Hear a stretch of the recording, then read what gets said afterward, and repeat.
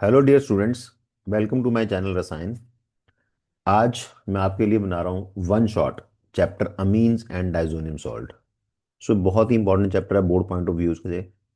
Amin and diazonium salt के अंदर सबसे पहले आपको ये समझने की जरूरत है कि अमीन्स की क्लासिफिकेशन क्या है।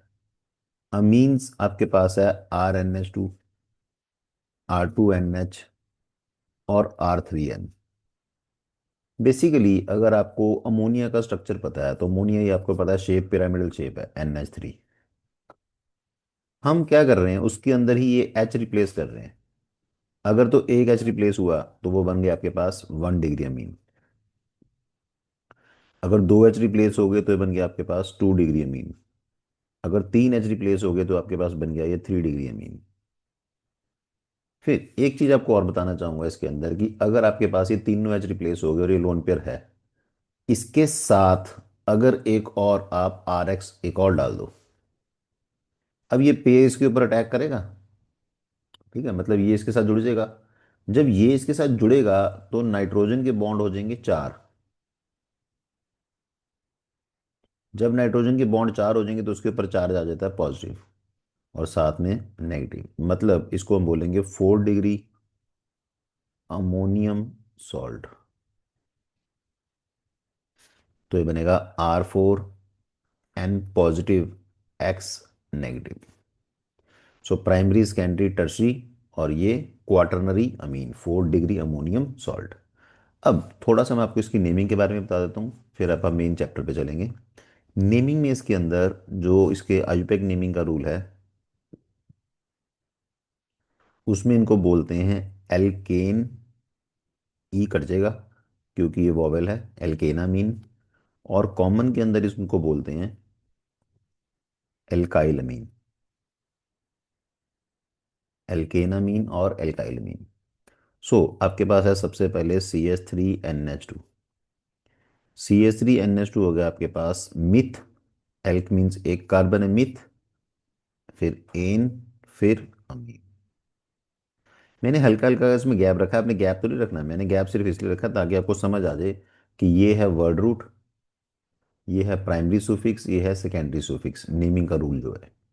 और कॉमन में इसका नाम है सिंपली मिथाइलमीन। ठीक है। अगर मेरे पास है CH3CH2NH2 तो इसका नाम है इथ एन अमीन। एंड कॉमन में ये है मेरे पास इथाइल अमीन। अगर मेरे पास है CH3CH2CH2NH2 और अगर मेरे पास है CH3CHNH2CH3 तो इसका नाम है प्रोपेन 1 अमीन और इसका नाम है प्रोपेन 2 अमीन। अब नेमिंग तो इसकी नॉर्मल है, बट इसमें जो मैं आपको एक पॉइंट समझाना चाहूंगा यहाँ पर, स्पेशल पॉइंट। वो स्पेशल पॉइंट ये है कि अगर मान लो मैंने इसको लिखा होता CH3CH, CH3OH, तो ये आइसो या सेकेंडरी की कैटेगरी में था। बट अमीन्स में ये जो अमीन है ये प्राइमरी अमीन है। अमीन का जो अपन सेकेंडरी देखते हैं ना, वो इसके खुद के एच से देखते हैं कितने हैं। मतलब इसमें एक एच होना चाहिए, इसमें दो एच हैं, तो ये सेकेंडरी नहीं है, ये प्राइमरी है। बट अगर मैं अल्कोहल की बात करूं तो अल्कोहल में ये सेकेंडरी अल्कोहल है। तो बड़ा इंपॉर्टेंट पॉइंट है ये। नेक्स्ट, अगर मैं कहूं CH3CH2NH CH3, तो कई बच्चों को इसमें प्रॉब्लम क्या आती है नाम लिखने के अंदर की। जैसे इसका नाम बड़ा सिंपल है, इसका नाम है एन मिथाइल इथ एन अमीन। अब मैं इसको समझाता हूँ आपको। देखो बेसिकली ये क्या है, CH3CH2NH2 है, बेसिकली इथाइलमीन है। इथाइलमीन में से हमने क्या किया, उसका एक एच रिप्लेस कर दिया, एक एच रिप्लेस कर दिया विद मिथाइल। यानी कि ये बन गया मेरे पास CH3CH2NH CH3। तो इसीलिए एन मिथाइल लिखा है। बच्चों को लगता है कि यार एन पे थोड़ा ना है, ये तो एच पे लगा हुआ है। ये जो मिथाइल ग्रुप लगा हुआ है ये एन पर ही लगा हुआ है, सो एन मिथाइल इथेनमाइन। कॉमन नेम अगर इसका लिखना है तो इसका नाम आएगा इथाइल, इधर मिथाइल, इथाइल मिथाइल अमीन, जस्ट इथाइल मिथाइल अमीन लिखना है बस यहाँ। एक और करते हैं ऐसे, CH3 CH2 NH। नेमिंग पहले मतलब सारी उतनी कर लेते हैं यहाँ पे जितनी का आपको जरूरत है पूरे चैप्टर में। तो अब ये आप साथ साथ बोल सकते हो, एन इथाइल इथेनमाइन। इसी तरह से अगर मेरे पास तीन, अच्छा इसका कॉमन नेम बन जाएगा डाई इथाइल अमीन। अगर मेरे पास ऐसे तीन आ जाए, CH3 CH2 N के साथ CH3, और ये भी रख दे, तो इस केस में NN डाई मिथाइल इथ एन अमीन। और अगर मान लीजिए बाय चांस ये तीनों सेम ही आ गए, CH3 थ्राइस एन हो गया ये, तो इसका आईपैक तो ये बनेगा NN dimethyl methanamine. But जो इसका कॉमन बनेगा वो बनेगा ट्राई मिथाइल अमीन। तो ये वाले जो हैं ये सेकेंडरी की कैटेगरी में आ गई, ये सेकेंडरी कैटेगरी में आ गई, ये वाला टर्शरी की कैटेगरी में आ गया। ठीक है। अब अगर मान लो मैं आपको एक अदा ऐसा करा तो बेंजीन वाला भी, अब अगर बेंजीन के ऊपर NH2 लग जाए तो इसको बोलते हैं या तो बेंजीन, ई नहीं आएगा, बेंजीनामीन, बट कॉमनली इसको बोलते हैं एनिलीन। ये ज़्यादा फेमस नाम है। अगर मैं एनिलीन का एक एच रिप्लेस कर दूं, अगर मैं एनिलीन में दो एच रिप्लेस कर दूं, तो इसका ये आपको आने चाहिए एन मिथाइल एनिलीन, इसका NN डाई मिथाइल एनिलीन। अगर मैं इसमें बोलूं कि बेंजीन के साथ NH और फिर ये बेंजीन आ गया, तो ये डाई फिनाइल एनिलीन। अगर मैं इसके अंदर बोलूं बेंजीन के ऊपर CH2 NH2, तो इनके आईपैक भी बन जाएंगे, पर मतलब जो नाम मुझे चाहिए मैं वो लिख रहा हूँ, बेंजाइल अमीन। एक और नेमिंग आपको चाहिए, CH2 double bond CH CH2 NH2। Halo alkane वाले वीडियो में देखना, उसमें भी मैंने नाम करवाया है। उसमें क्या है, CH2 double bond CH CH2 Br। उसमें और इसमें क्या फ़र्क है, इसमें आपको डबल बॉन्ड को प्रेफर करना है क्योंकि ये हेलोजन है, हेलोजन को आप फंक्शनल ग्रुप में काउंट नहीं करते। इसके अंदर आपको फंक्शनल ग्रुप को छोटा नंबर देना है, इसमें डबल बॉन्ड को छोटा देना है, तो इसमें इसको एक नंबर देंगे दो, तो इसका नाम बनेगा प्रॉप 2 इन 1 अमीन या अमीन, और कॉमनली इसको बोलेंगे एलाइल अमीन। ठीक है। और एक आधा इसमें एमाइड की नेमिंग भी यूज हो जाएगी। अगर मान लीजिए आपके पास ये है CH3CONH2, तो इसका नाम आयुपैक तो है इथ एन एमाइड, कॉमनली इसको बोलते हैं एसिट एमाइड, एसिटामाइड बोलेंगे। अगर मैं कहूँ CH3CO, इसका एक एच रिप्लेस हो गया, जैसे अभी सेम पीछे की है, तो इसका नाम बनेगा N methyl ethanamide, commonly N methyl acetamide. अगर एक और रिप्लेस कर दें, CH3CO N CH3CH3, तो NN डाई मिथाइल एसिटामाइड। ठीक है। तो इतनी नेमिंग से मेरे को ये लगता है कि आपका गुजारा चल जाएगा, बोर्ड लेवल पे आपके जो भी क्वेश्चंस हैं वो सॉल्व हो जाएंगे। अब मैं आपको मेन टॉपिक पे लेके चलता हूँ। मेन टॉपिक इसका है method of preparation. So method of preparation, ये चैप्टर इजी है कंपैरेटिवली अदर दूसरे चैप्टर्स के, और थोड़ा सा छोटा भी है। मेथड ऑफ प्रिपरेशन के अंदर इसमें जो पॉइंट है वो है, फर्स्ट है बाय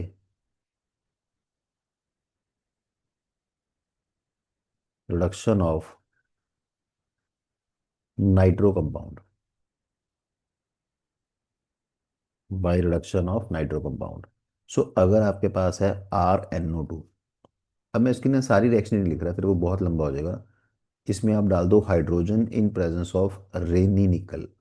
रेनी निकल इज एक्टिव फॉर्म ऑफ निकल।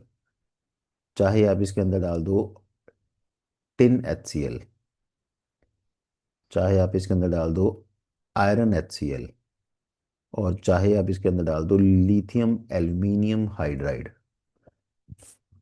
चारों केस में nitro will be converted to just amine. But अगर यही आपके पास एरोमेटिक है, इसमें आप डाल दो हाइड्रोजन इन प्रेजेंस ऑफ रेनी निकल, टिन HCl और आयरन HCl, तीनों केस में बनेगा आपके पास एनिलीन रिडक्शन से। बहुत इंपॉर्टेंट है, बड़ा इजी है, यूज होगा बहुत ज्यादा ये। बट बट क्या है इसके अंदर, अब देखो, बट अगर आपके पास है नाइट्रोबेंजीन और इसमें आपने डाल दिया लिथियम एल्यूमिनियम हाइड्राइड, तो इसका जो आंसर आता है वो रिडक्शन होगी एनिलीन ना होके एजोबेंजीन है इसका आंसर, एजोबेंजीन। फिर इसी के अंदर मैं आपको एक और पॉइंट बताऊंगा कि अगर आप इसको कर दो, ये पॉइंट ऑब्जेक्टिव में काफी बार आया है, इलेक्ट्रोलिटिक रिडक्शन अगर हम करते हैं इसकी, इसमें भी फर्दर दो केस हैं। एक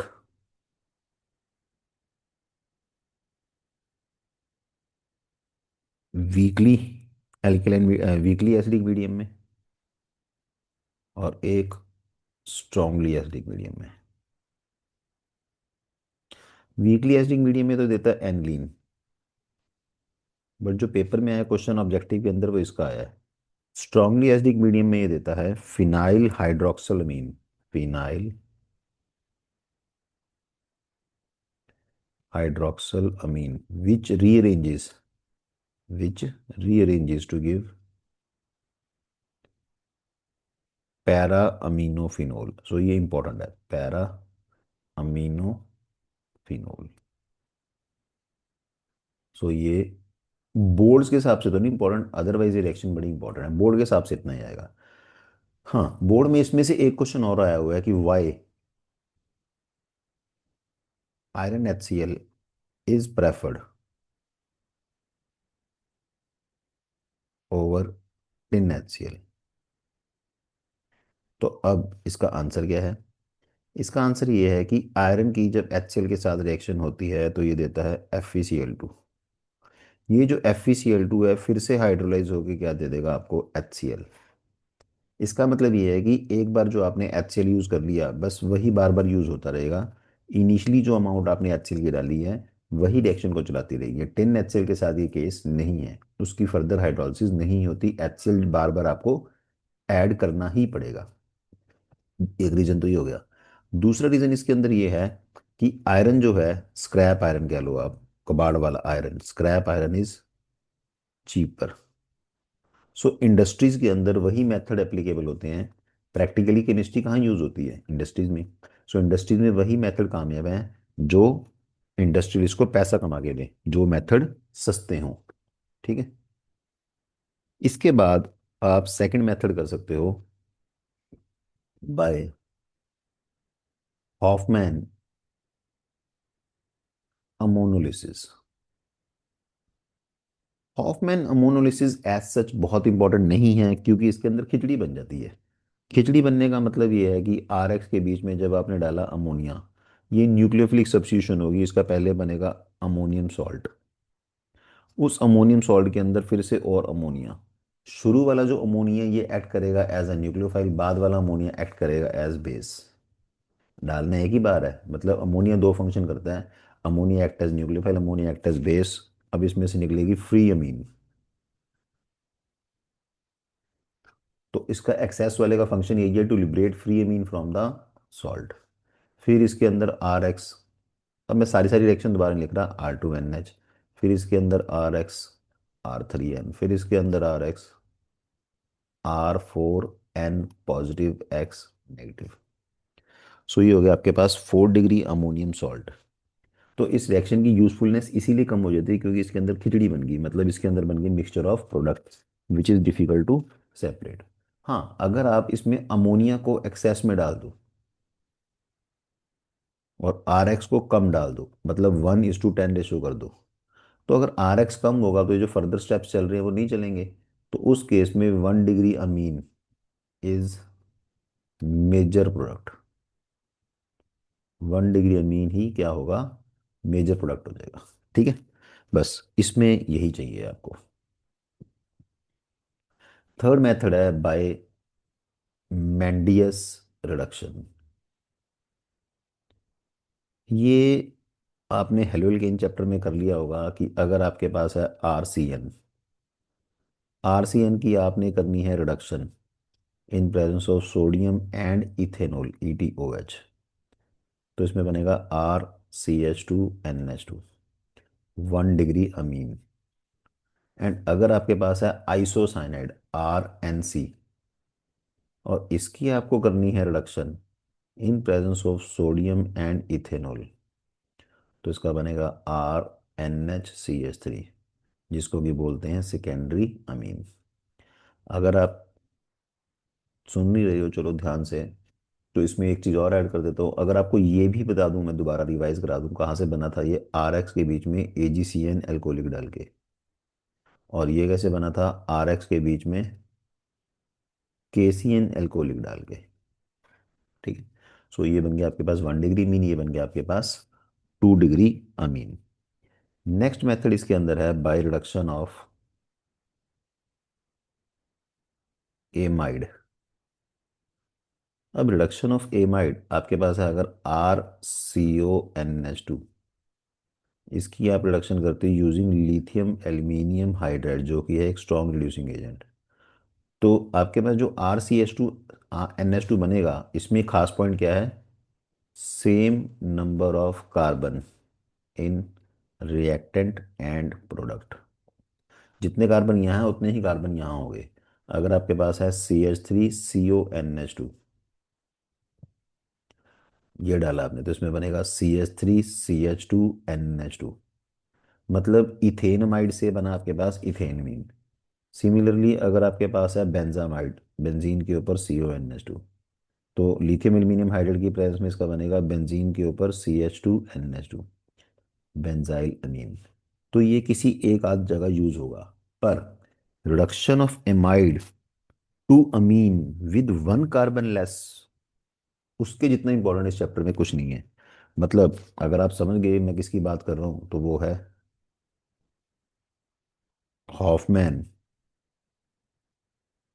ब्रोम amide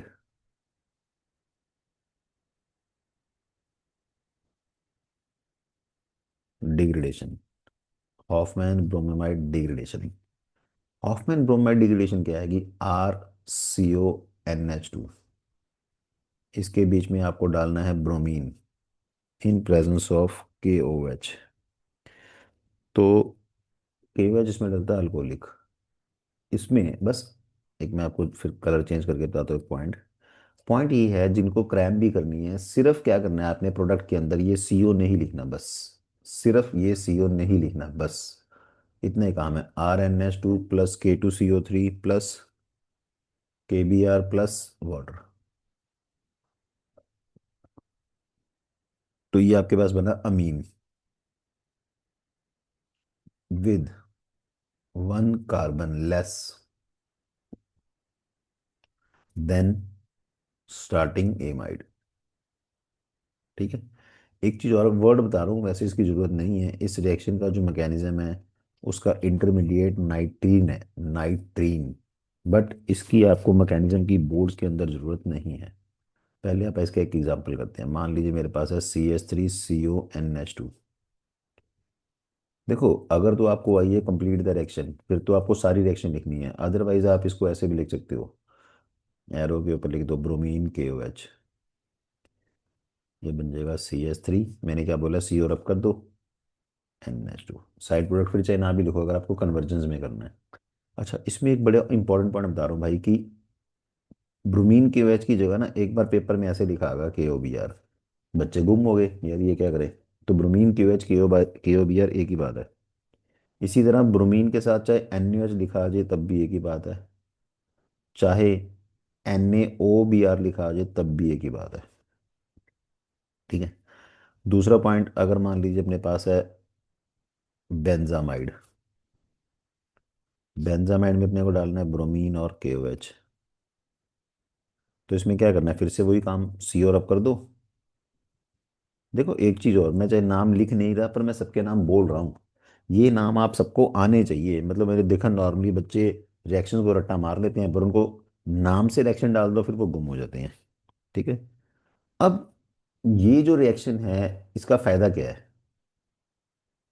this reaction is use to descend the series.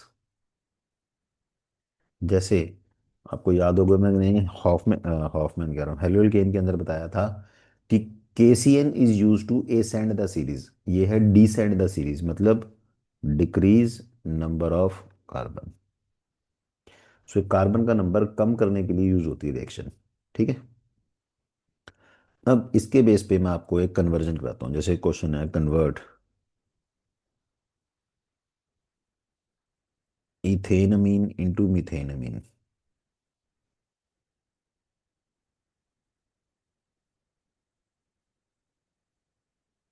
देखो इथेनमीन होगा CH3CH2NH2। फाइनली मुझे कहाँ पहुंचाना है इसको, CH3NH2 पर। अब बीच का रास्ता आपको सोचना है, बीच का रास्ता क्या है। देखो बीच का रास्ता सिंपल सी बात है कि इसमें एमाइड आना चाहिए। अब अमीन से एमाइड नहीं बनता, अमीन से एमाइड नहीं बनता।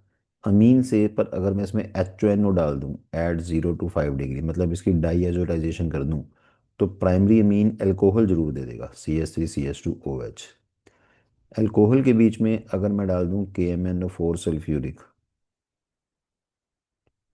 तो ये एसिड दे देगा CH3COOH। एसिड के बीच में अगर मैं अमोनिया डाल दूं अल्कोहलिक, तो ये दे देगा CH3CONH2। अब ये मेरे पास आ गया इथेनमाइड, इससे बनाना है मिथेनमीन, तो क्या डालना पड़ेगा, ब्रोमीन/KOH।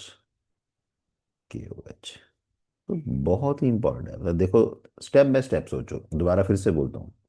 सीधा इस पे जा नहीं सकते, एमाइड पक्का चाहिए, एमाइड चाहिए तो आपको एसिड चाहिए, एसिड के लिए आपको अल्कोहल चाहिए इस क्वेश्चन में, अमीन से अल्कोहल आप आसानी में जा सकते हो। ठीक है। सो ये थोड़ा सा सोचने का तरीका है इनमें। सपोज करो, मान लो इसी क्वेश्चन में मैं एक चीज और चेंज कर देता हूँ, यही क्वेश्चन में कर देता हूँ कन्वर्ट इथेनॉल इनटू मिथेनॉल।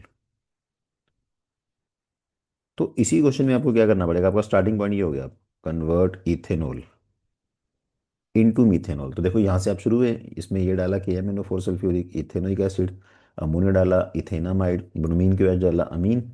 अब अगर इसमें आप डाल दोगे जो मैंने स्टार्टिंग में डाला HNO 0 to 5, तो इसका बनेगा CH3OH।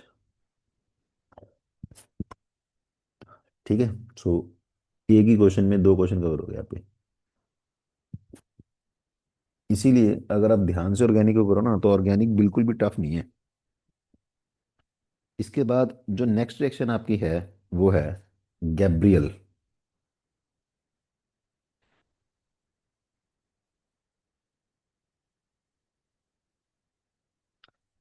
Phthalimide synthesis.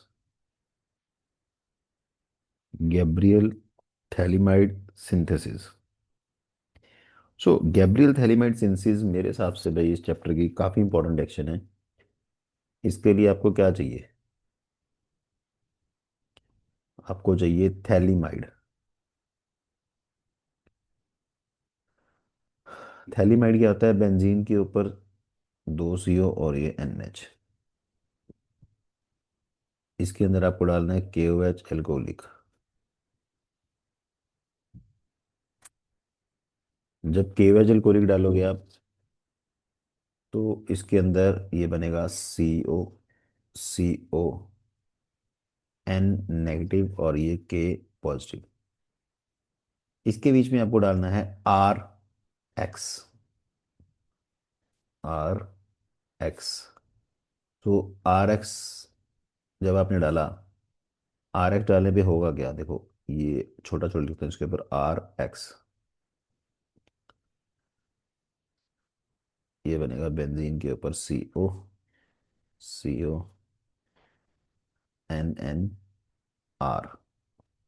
और इसकी अब आप करोगे अगर हाइड्रोलिसिस, तो हाइड्रोलिसिस भी सीधा करना है तो सीधा कर दो, नहीं तो मैं आपको करके एक और स्टेप दिखा देता हूँ। ये दे जाएगा HOH। HOH, ये टूट गया, क्या बना आपके पास? RnH2 plus phthalic acid. तो बहुत ही इंपॉर्टेंट रिएक्शन है। अब इसमें और इंपॉर्टेंट क्या है, इसके साथ जो लिंक्ड क्वेश्चंस हैं वो बड़े इंपॉर्टेंट है। एक, दिस मेथड, इसका क्वेश्चन का मैं सीधा आंसर लिख रहा हूँ, इज यूज टू प्रिपेयर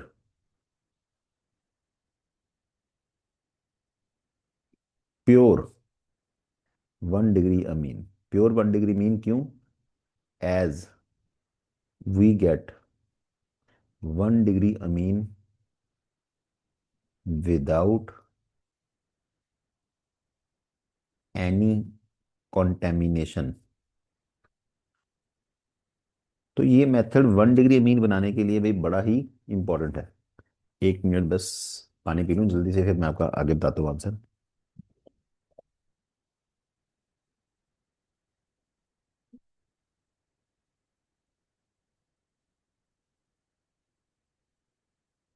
तो this method is use to prepare 1 degree amine. क्यों? क्योंकि इसमें अपने को प्योर मीन मिलती है। यूज टू प्रिपेयर चाहे लिख लो 1 डिग्री मीन, एज वी, यहाँ प्योर वर्ड की जगह यहाँ कर लो, as we get pure 1 degree amine without any contamination of कोई नाइट्रो प्रोडक्ट। मतलब ना तो इसमें कोई सेकेंडरी मीन, ना इसमें कोई टर्शरी मीन, ना इसमें कोई नाइट्रो प्रोडक्ट। कोई भी कंटेमिनेशन मतलब मिलावट इसमें नहीं है। We get pure 1 degree amine. दूसरा क्वेश्चन भी इसके अंदर बड़ा इंपॉर्टेंट है। दूसरा क्वेश्चन ये है कि दिस मेथड, ये साथ साथ एनसीईआरटी के क्वेश्चन भी कवर हो रहे हैं आपके। This method is not used to prepare, aniline नहीं बनता इससे। एनिलीन कह लो या फिर कह लो एरोमेटिक अमीन, ये इससे नहीं बनता। अब क्यों नहीं बनता, मैं आपको यहीं पर करके दिखाता हूँ कि अगर आपको एरोमेटिक अमीन बनाना है तो इसमें आपको डालना क्या पड़ेगा? RX की जगह हेलो एरीन। अब आप सबने पढ़ा है हेलो एरीन के अंदर क्या आ जाएगा? Partial double bond. में फिर से पार्शियल डबल बॉन्ड वाला स्टेप भी दिखा देता हूँ आपको। तो पार्शियल डबल बॉन्ड की वजह से इसकी क्या होगी? न्यूक्लियोफिलिक सब्स्टिट्यूशन नहीं होगी, मतलब ये बॉन्ड नहीं टूटेगा। Because for this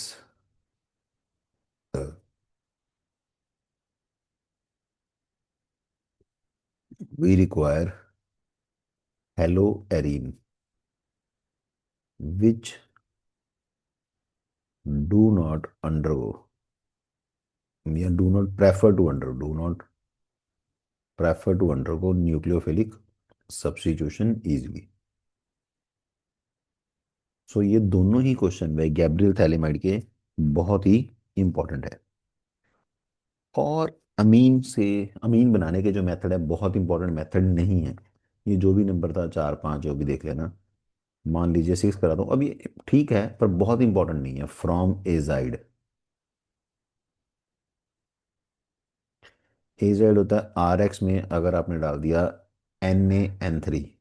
NaN3 is sodium azide, तो इसका बनेगा RN3। RN3 का मतलब RN double bond N positive और इसके ऊपर नेगेटिव। अगर आप इसको हीट कर दो लिथियम एल्यूमिनियम हाइड्राइड डाल के या हाइड्रोजन पैलेडियम कार्बन डाल के इसको हीट कर दो, तो इसमें से नाइट्रोजन बाहर आ जाएगी और इसका बनेगा RnH2। 1 डिग्री अमीन बन जाएगा, बट फिर से मैं बोलूंगा कि ये मेथड एज सच बहुत ज़्यादा इंपॉर्टेंट नहीं है। एक इसमें ये भी आता है कर्टियस रीअरेंजमेंट। कर्टियस रीअरेंजमेंट भी बोर्ड्स के लिए बहुत इंपॉर्टेंट नहीं है। बस मैं इतना बता रहा हूँ, अब सारी रिएक्शन नहीं लिखूंगा। RX की जगह RCOX आ जाए आपके पास। इसमें अगर आपने डाला NaN3, तो इसका बनेगा RCONN ट्रिपल बॉन्ड N।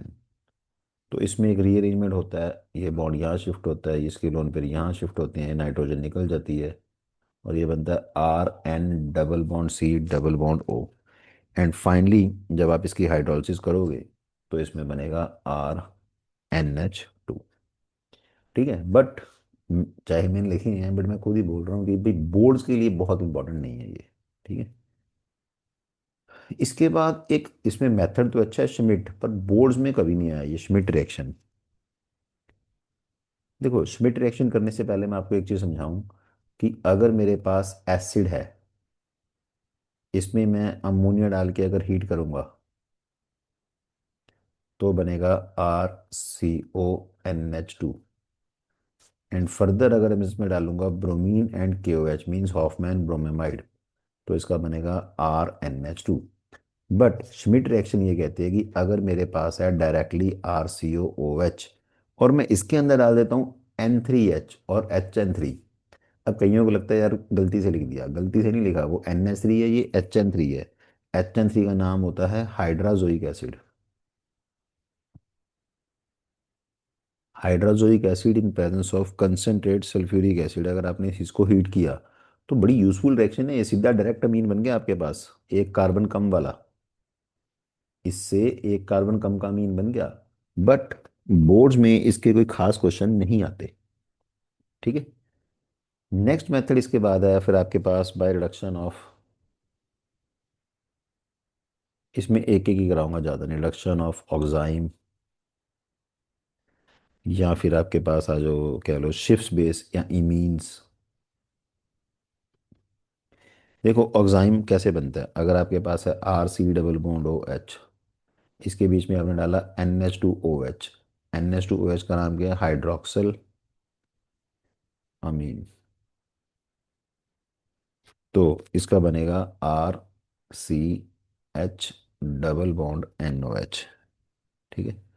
अब इसकी अगर आप रिडक्शन कर दो यूजिंग लिथियम एल्यूमिनियम हाइड्राइड, तो इसका बनेगा RCH2NH2, 1 डिग्री अमीन।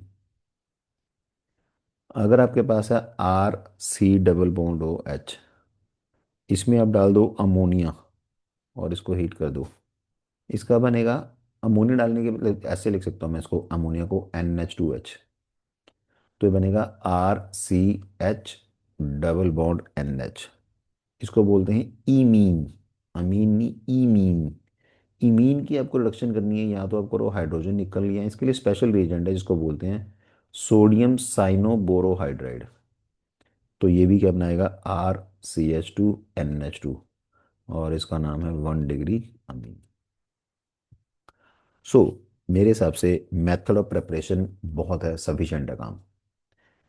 फिर हम चलते हैं इसके बाद इसकी फिजिकल प्रॉपर्टीज पे।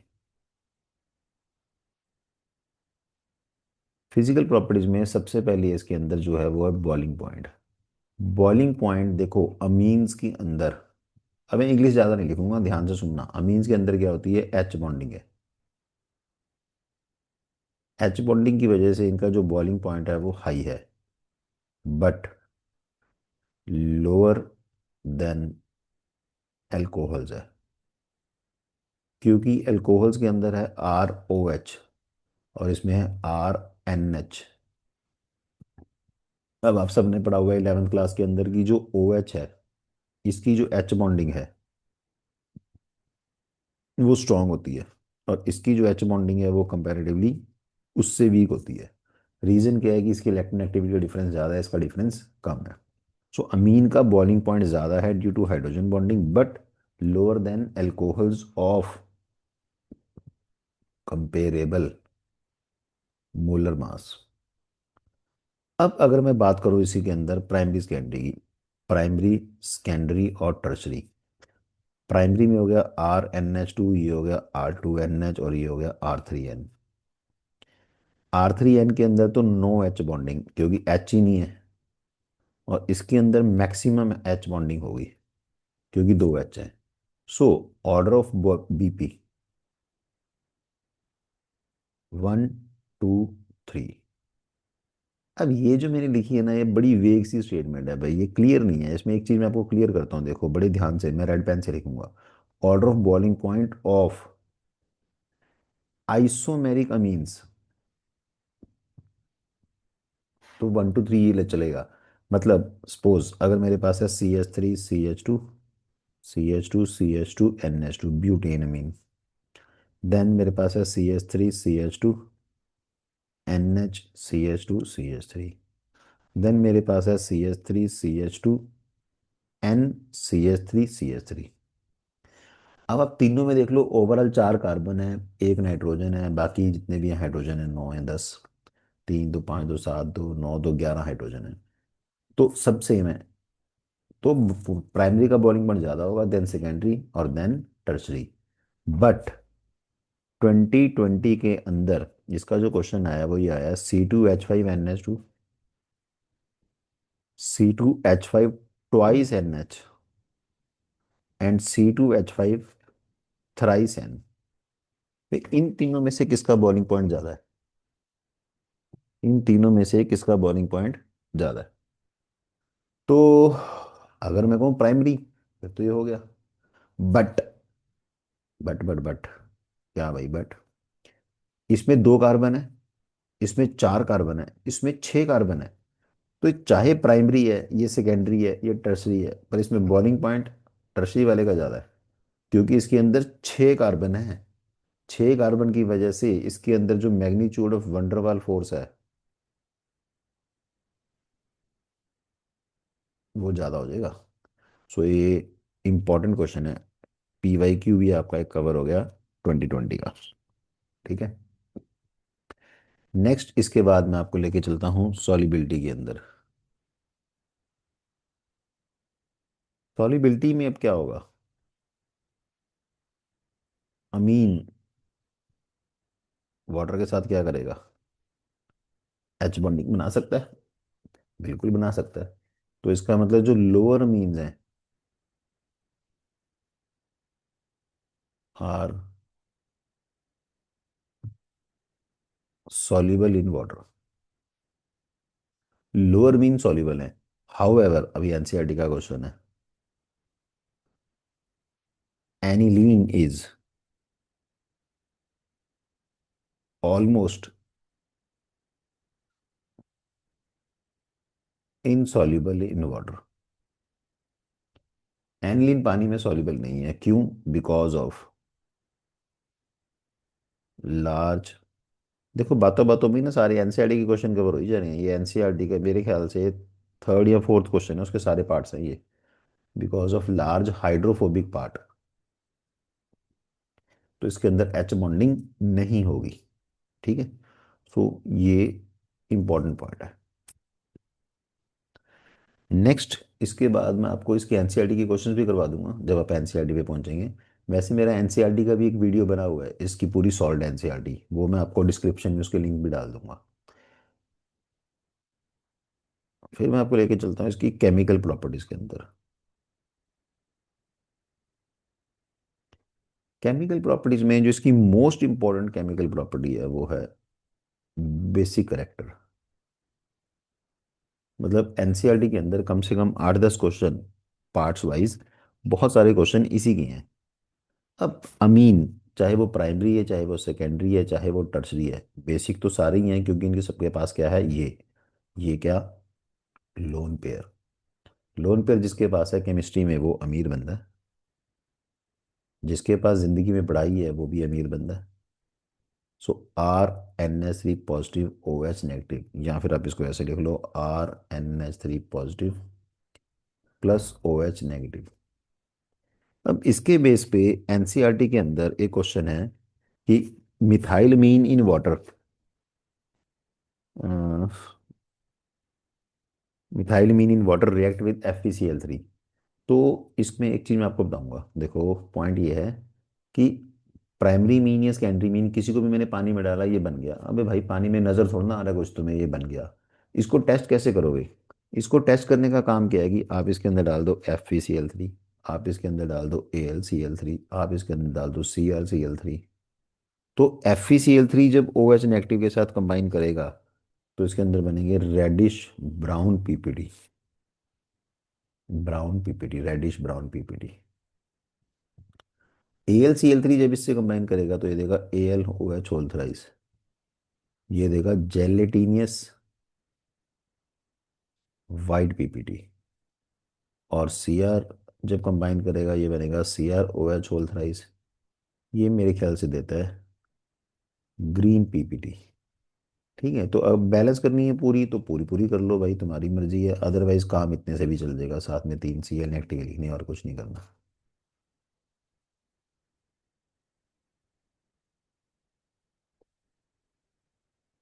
ठीक है, तो ये जो मैंने क्वेश्चन आपका कवर किया ना, ये एनसीईआरटी का थर्ड क्वेश्चन का थर्ड पार्ट है कि methyl amine in water react with FeCl3 to precipitate hydrated ferric oxide. तो ये आएगा उसके अंदर। ठीक है, इसी के बाद इसके अंदर मैं आपको अगली चीज जो बताऊंगा वो ये है कि बेसिक स्ट्रेंथ।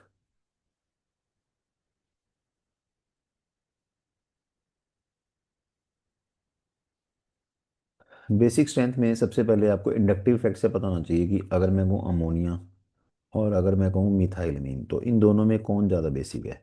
देखो, कौन ज़्यादा बेसिक है का मतलब है कि कौन ज़्यादा इलेक्ट्रॉन रिच है। रिच तो इसमें सारे ही हैं। अब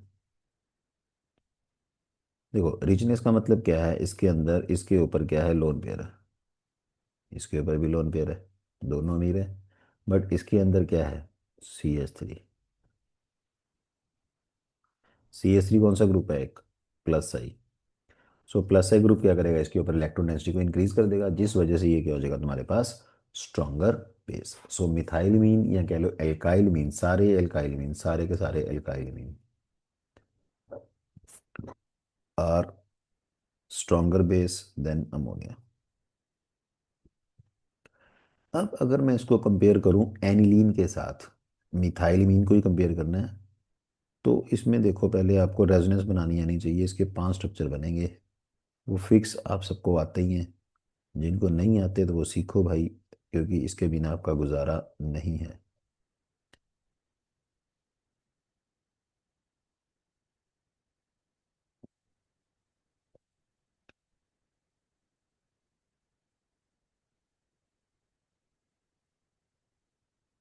ठीक है,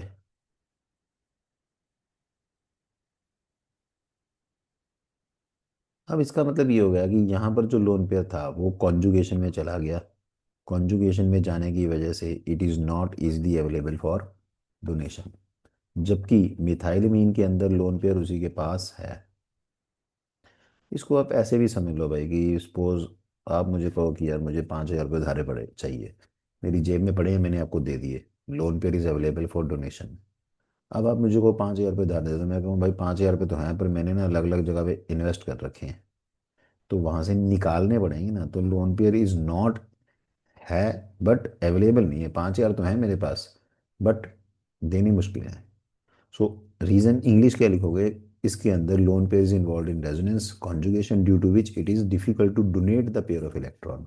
hence aniline is weaker base. Weaker base का मतलब है कि पीकेबी, अभी एनसीईआरटी का मैं थर्ड क्वेश्चन ही कवर कर रहा हूँ, pKb of aniline is more than मिथाइलमीन।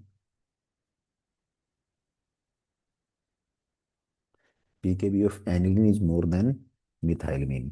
अब पीकेबी एनिलीन की ज्यादा का मतलब स्ट्रॉन्ग बेस नहीं है, इसका मतलब है वीक बेस। एनिलीन की क्या ज्यादा है ना, पीकेबी ज्यादा है, एनिलीन की केबी फिर क्या होगी, केबी ऑफ एनिलीन। एनसीईआरटी में क्वेश्चन पीकेबी का इसलिए मैंने वो लिखा है, इज लेस देन मिथाइलमीन।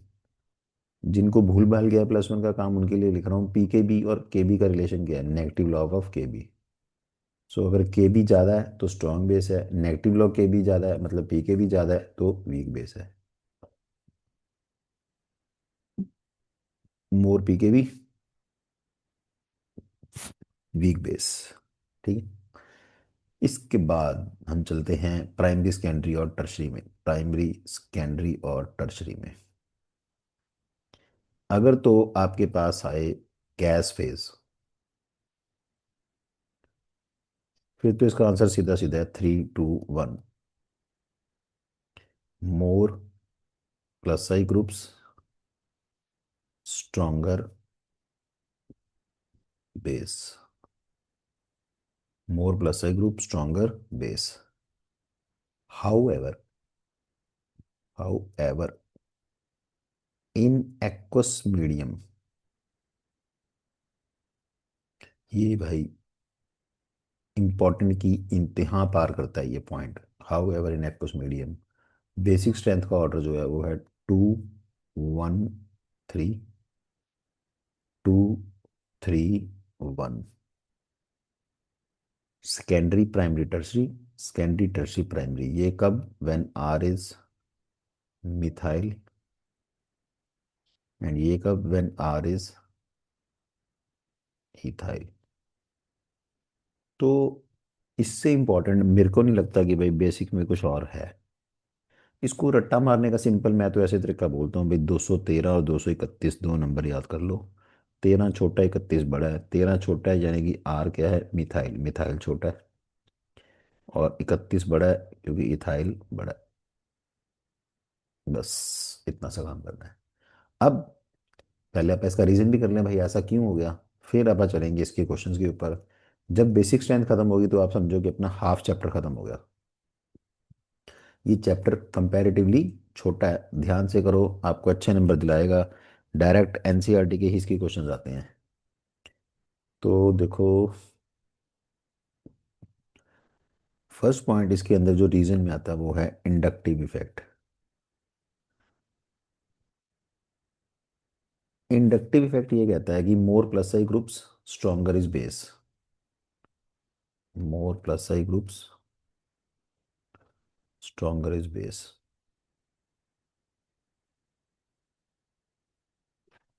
देखो, RNH,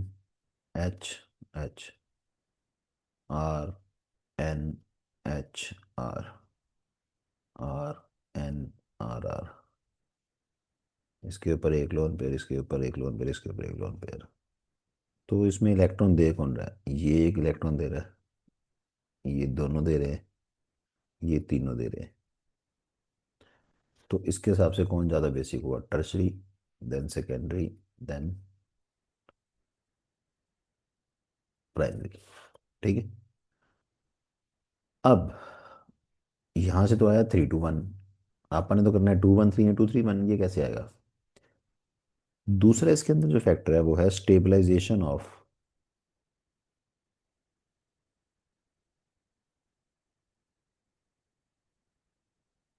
ammonium ion by H bonding.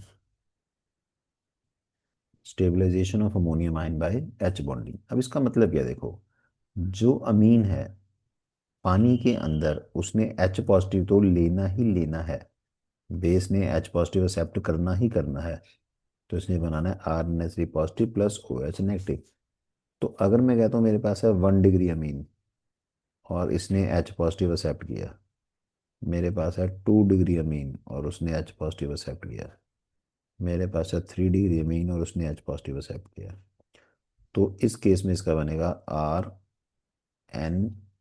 RNHHH, R2NHHH, R3NH। अब इन तीनों में स्टेबलाइजेशन होएगी बाय एच बॉन्डिंग।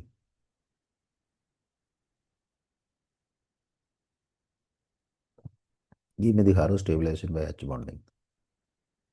तो प्राइमरी वाले में सबसे ज़्यादा स्टेबलाइजेशन हो रही है, सेकेंडरी में कम, टर्शियरी में कम। इसका मतलब ऑर्डर ऑफ बेसिक स्ट्रेंथ क्या हो जाएगा, प्राइमरी, सेकेंडरी एंड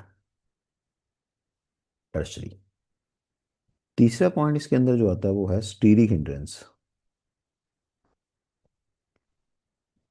देखो मैं पूरा पूरा लिखूंगा नहीं, हमने तो फिर वीडियो बहुत लंबा हो जाएगा। मैं आपको बोलता हूँ ध्यान से सुनना। स्टीरिक हिंड्रेंस, अगर आर छोटा ग्रुप है like methyl, then stabilization bye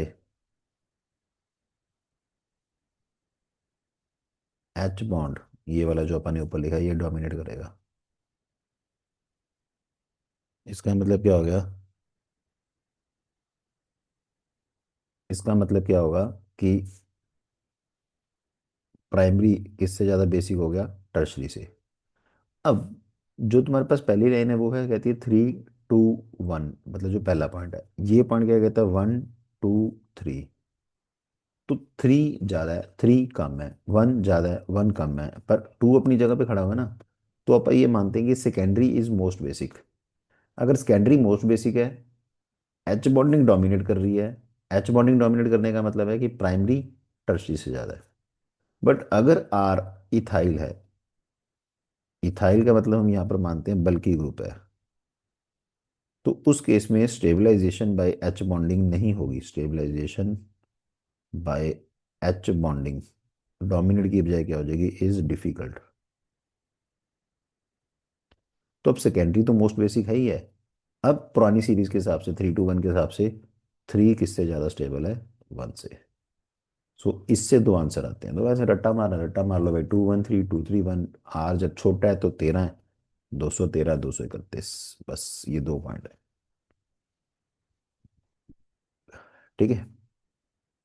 तो ये इसका रीजन भी आया हुआ है 2 नंबर के अंदर, 2 मार्क्स में फाइनल पेपर में उन्होंने रीजन पूछा हुआ है इसका।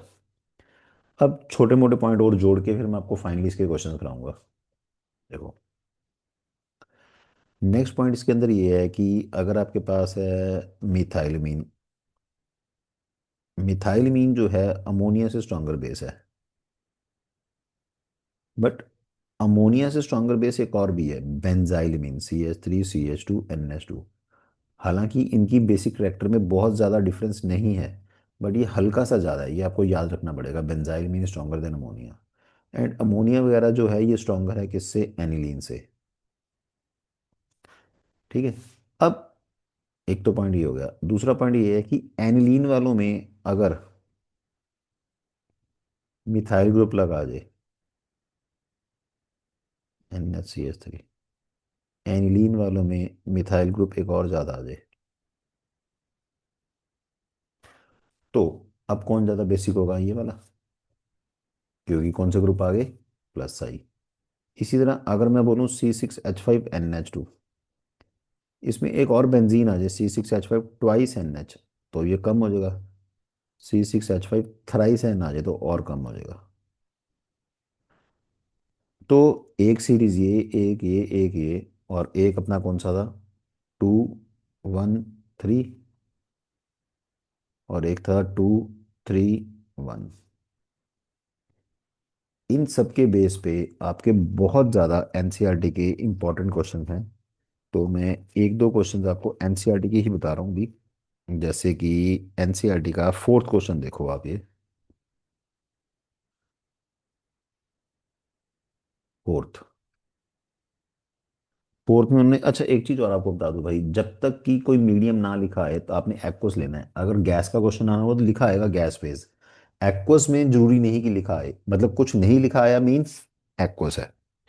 तो क्वेश्चन है आपको इनको अरेंज करना है एसिड बेस के हिसाब से, C2H5NH2, C6H5NHCH3, C2H5 2NH, C6H5NH CH3 तो हो गया, C6H5NH2। अब एक बार स्टेटमेंट को पढ़ो, ध्यान से सोचो। मैं एक सिप और पानी पी लूं।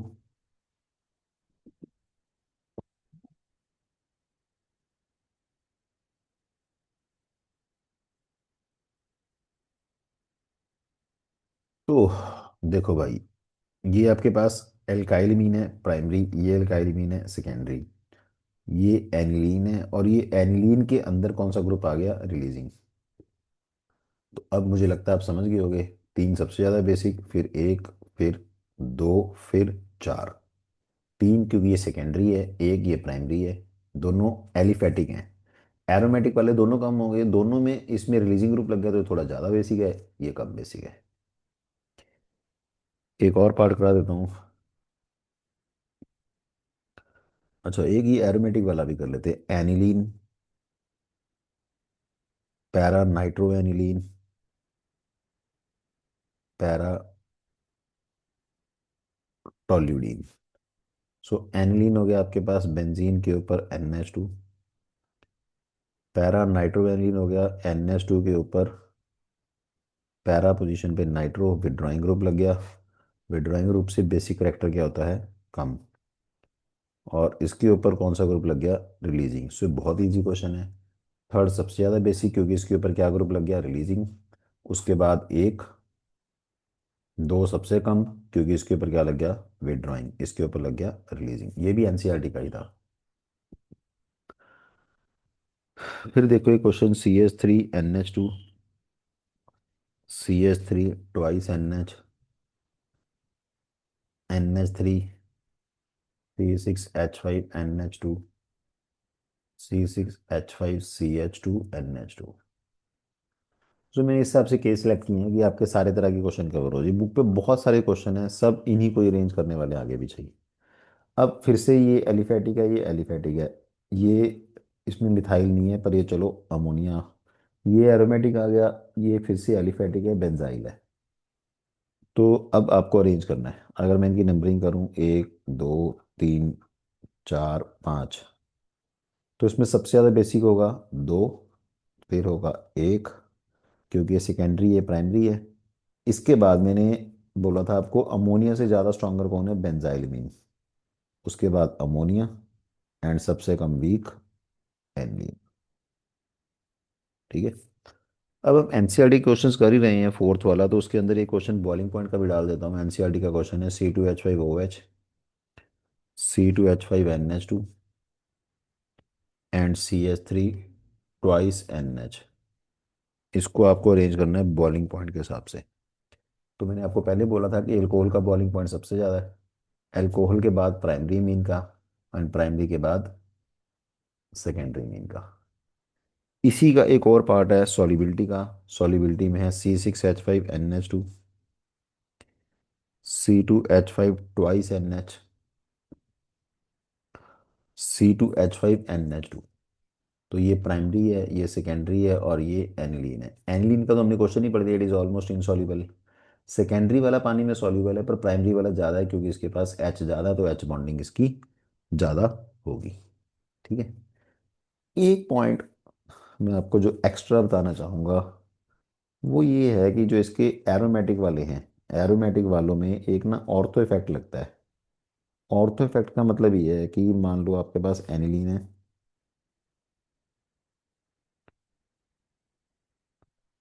तो पॉइंट ये है कि ऑर्थो इफेक्ट का मतलब कि इसके ऑर्थो पोजीशन पे कुछ भी लग जाए, चाहे वो लगे ERG, चाहे वो लगे EWG, वो वीक बेस बन जाएगा। इसका जो क्वेश्चन पेपर में आया वो ये है। अब नॉर्मली बच्चों को लगता है कि जो मिथाइल ग्रुप है ये इसको इलेक्ट्रॉन दे रहा है और वो इसको क्या कर रहा है, स्ट्रॉन्ग बेस बना रहा है। ठीक है, जबकि बिकॉज ऑफ ऑर्थो इफेक्ट,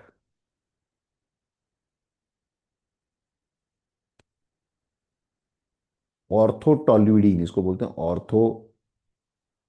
देखो मैंने यहाँ बोला था पैरा वाला जो स्ट्रॉन्ग है, पिछले पेज पे शायद लिखा था, ऑर्थो टॉल्यूडीन जो है इज वीकर देन एनिलीन। ये एक इंपॉर्टेंट पॉइंट है फॉर ऑब्जेक्टिव सब्जेक्टिव दोनों के लिए। ठीक है। सो रीजन क्या है इसका, बिकॉज ऑफ ऑर्थो इफेक्ट। तो बेसिक के मुझे लगता है भाई बहुत सारे क्वेश्चंस कर लिए हमने। अब हम चलते हैं थोड़ा सा इसकी नेक्स्ट टॉपिक के ऊपर। नेक्स्ट टॉपिक में अब इसके अंदर आएगा केमिकल रिएक्शंस। केमिकल रिएक्शंस के अंदर इसकी जो फर्स्ट रिएक्शन है वो है विद ट्रांजिशन मेटल आयंस। सो अगर आपकी रिएक्शन आप करते हो एजी पॉजिटिव के साथ मिथाइलमीन की, तो आपने कोऑर्डिनेशन चैप्टर पढ़ा हुआ है, उसमें आपने ये पढ़ा होगा कि जो एजी है, एजी का कोऑर्डिनेशन नंबर होता है 2 और ऑक्सीडेशन नंबर होता है इसका 1। तो इसका जो कॉम्प्लेक्स बनेगा वो ऐसा बनेगा AgNH2CH3, और इधर से भी NH2CH3, और इसके ऊपर चार्ज पॉजिटिव। अगर ऐसा नहीं लिखना तो ऐसे भी लिख सकते हो AgNH2CH3 ट्वाइस पॉजिटिव। अगर AgCl लिख दोगे तो बस यहाँ पर फिर Cl लिख देना, प्लस चार्ज हटा देना। सिमिलरली Cu2 पॉजिटिव जो है मिथाइलमीन के साथ, अब इसका भी आपने पढ़ा होगा भाई, कोऑर्डिनेशन नंबर Cu2 पॉजिटिव का होता है 4 और ऑक्सीडेशन नंबर होता है इसका 2। तो इसके 4 मॉलिक्यूल से रिएक्शन होगी, इसका बनेगा CuNH2CH3 4, साथ में 2 पॉजिटिव। सो रिएक्शन दी हुई है बुक के अंदर, पर बहुत ज़्यादा इंपॉर्टेंट कैटेगरी की नहीं है ये। इसके बाद जो नेक्स्ट रिएक्शन है वो है एल्काइलेशन। एल्काइलेशन के अंदर आपके पास अगर है 1 डिग्री अमीन RnH2, इसके अंदर सपोज मैंने डाल दिया मिथाइल आयोडाइड, तो ये बना RnHCH3। इसके अंदर मैंने एक और डाल दिया मिथाइल आयोडाइड, ये बना RnCH3CH3। इसके अंदर एक और डाल दिया मैंने मिथाइल आयोडाइड, तो इसका बनेगा Rn positive CH3CH3CH3 and I negative.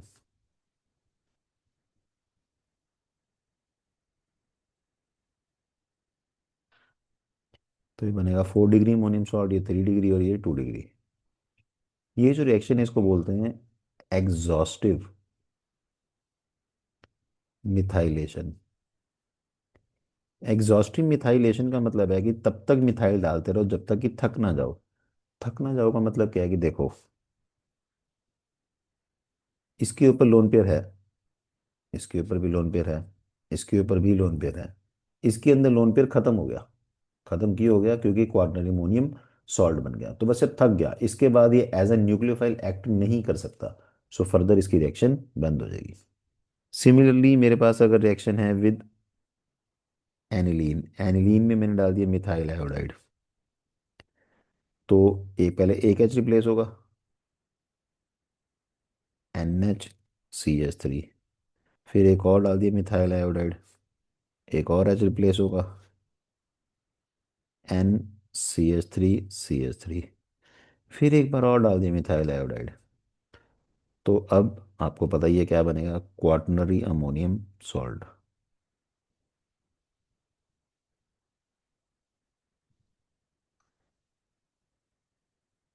ठीक है।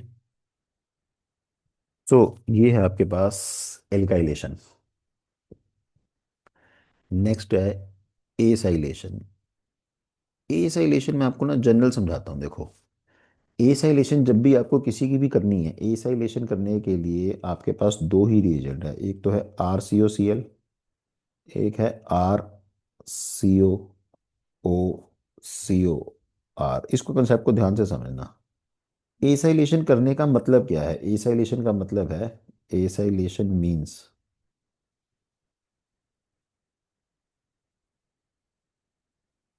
Acyl group. एसाइल क्या होता है? इसमें से RCO लगाना, बस RCO ग्रुप लगाना है, उसको बोलते हैं एसाइलेशन। अगर वो बोले बेंजोइलेशन तो बेंजोइल क्लोराइड डल जाएगा बस। ठीक है। फिर इसमें एक चीज बताता हूँ, एसाइलेशन कौन करता है? ROH एल्कोहल, बेंजीन के ऊपर OH फिनोल, RnH2 1 डिग्री अमीन, बेंजीन के ऊपर NH2 एनिलीन। तो ये चारों, ये अब अल्कोहल फिनोल में भी पढ़ रहे हो, इसमें भी पढ़ोगे। तो अल्कोहल अमीन, फिनोल और एनिलीन सब करते हैं एसाइलेशन। तो कोई एक एग्जांपल मैं आपको करके दिखाता हूँ। मान लीजिए आपके पास है CH3CH2NH2, इसके बीच में आपने डाला CH3COCl। देखो, अगर तो अटैक के फॉर्म में दिखाना है फिर तो आपको ये दिखाना पड़ेगा कि इसने इसके ऊपर अटैक किया और ये बाहर निकल गया। बट थोड़ा सिंप्लीफाइड फॉर्म में करना चाहो तो आप इसको ऐसे कर सकते हो, CH3CH2NHH प्लस ClCOCH3, ये इजी हो जाएगा। यहाँ से आपने कहा बाहर निकाल दिया HCl, तो बनेगा CH3CH2NH COCH3। ठीक है। अब बना के इसको बोलते हैं सब्स्टिट्यूटेड एमाइड। तो एसाइलेशन करने के लिए चाहे ये डालो चाहे वो डालो, लगना यही है आके एंड में COCH3। अब देखो हुआ क्या, अगर आप इसको रिएक्शन को थोड़ा और ध्यान से समझो, इस इथाइलमीन का एक H, इस इथाइलमीन का एक H रिप्लेस होके ये ग्रुप लग गया, बस इसको बोलते हैं एसाइलेशन। अगर इसके अंदर पर्टिकुलरली आप फिनोल लो और उसमें आप डाल दो बेंजोइल क्लोराइड, फिनोल में डाल दो benzoyl chloride in presence of aqueous NaOH, तो यहाँ से HCl बाहर आ जाएगा, ये बनेगा बेंजीन के ऊपर O, C double bond O, benzene. ये बनेगा आपके पास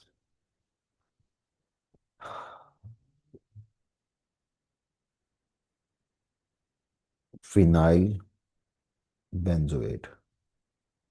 और अगर यही सेम रिएक्शन आप कर दो एनिलीन के साथ, एनिलीन हो गया आपके पास बेंजीन के ऊपर NHH, सेम यही ClCO in presence of aqueous NaOH, फिर वही सेम HCl बाहर, इसका बनेगा बेंजीन के ऊपर NHCO, और ये बन गया आपके पास बेंजीन। तो इसको बोलते हैं एन फिनाइल बेंजामाइड, और कॉमनली इसको बोलते हैं बेंज एनिलाइड। तो ये जो मैंने रिएक्शन लिखी है, इस रिएक्शन का जो नाम है वो है इसका SCHO, Schotten Baumann, Schotten Baumann reaction. So ये एक नेम रिएक्शन है जो कि इंपॉर्टेंट है। ठीक है। नेक्स्ट इसके बाद है रिएक्शन विद,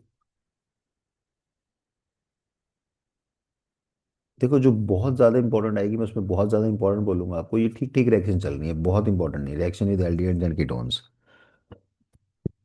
सो अगर आपके पास है कोई एल्डिहाइड और उसके बीच में आपने डाल दिया, पहले भी किया अपने आज ये 1 डिग्री अमीन, तो रिएक्शन होगी pH 3.5 पे।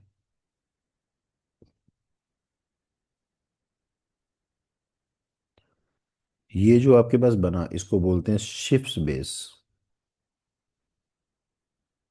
और इसका दूसरा नाम है अनिल। शिफ्स बेस और अनिल। अगर आपके पास इसमें कीटोन आ जाए,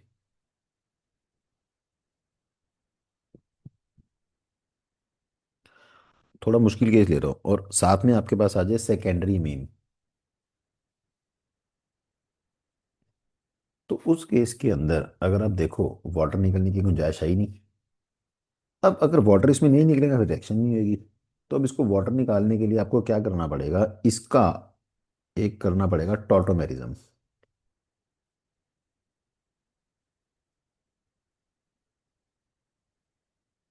और इसके बीच में डल गया प्राइमरी मीन। अब देखो वाटर बाहर निकलेगा।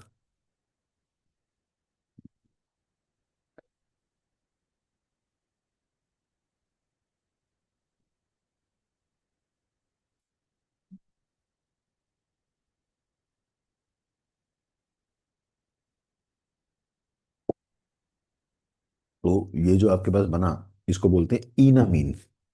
जैसे आपने टॉटोमेरिज्म में सुना ना इनोल, उसी तरह से ईन अमीन, ईन अमीन।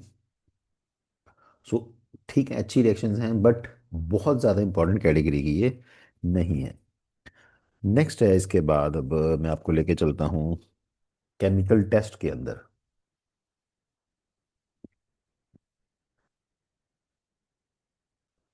Chemical test for amines.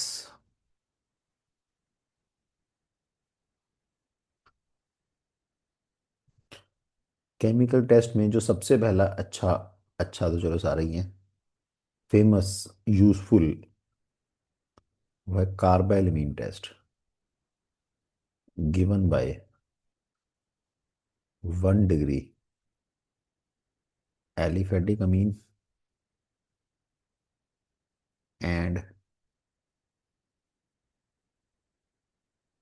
Aniline.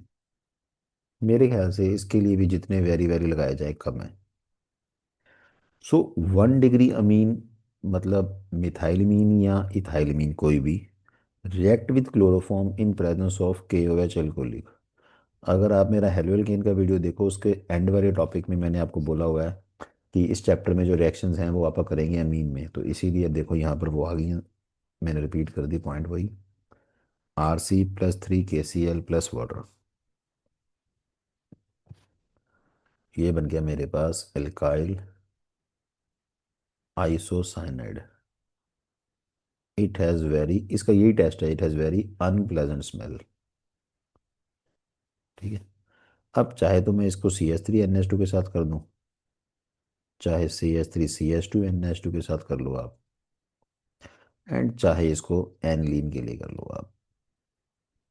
अब मैं डायरेक्ट आंसर लिख रहा हूँ, बस इसका बनेगा CH3NC, इसका बनेगा CH3CH2NC, और इसके अंदर बनेगा बेंजीन के ऊपर NC। इसके साथ मैं आपको एक क्वेश्चन भी बोल देता हूँ। इसके अंदर एक क्वेश्चन है, convert aniline into phenyl isocyanide, convert aniline into, है ये हेलोइल के चैप्टर के अंदर, फिनाइल आइसोसाइनाइड। सो कन्वर्जन के लिए बस इसमें क्या डालना है आपको, क्लोरोफॉर्म डालना है, KOH अल्कोहलिक डालना है, बस खत्म हो गया। ठीक है, पहले से आप सारी कर लेना, अनप्लेजेंट स्मेल ये वो सब कुछ लिखना है। अब carbylamine test 1 degree amine भी दे रहा है और एनिलीन भी दे रहा है।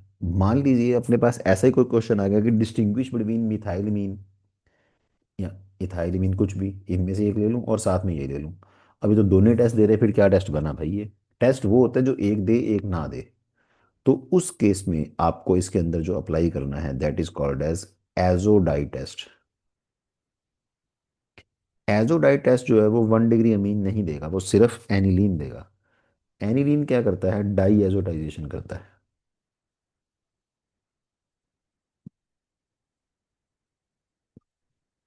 डाई एजोटाइजेशन में इसके अंदर जो बनेगा वो है N triple bond NCl negative. अब ये जो डाइजोनियम क्लोराइड है,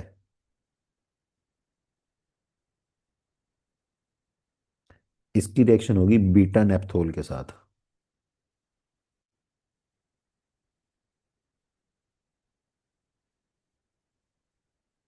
इसको बोलते हैं बीटा नेप्थोल, pH 9 to 10 में, यहाँ से H। तो इसके अंदर देखो क्या बनेगा, ये जो बना इसको बोलते हैं एजोडाई या ऑरेंज डाई।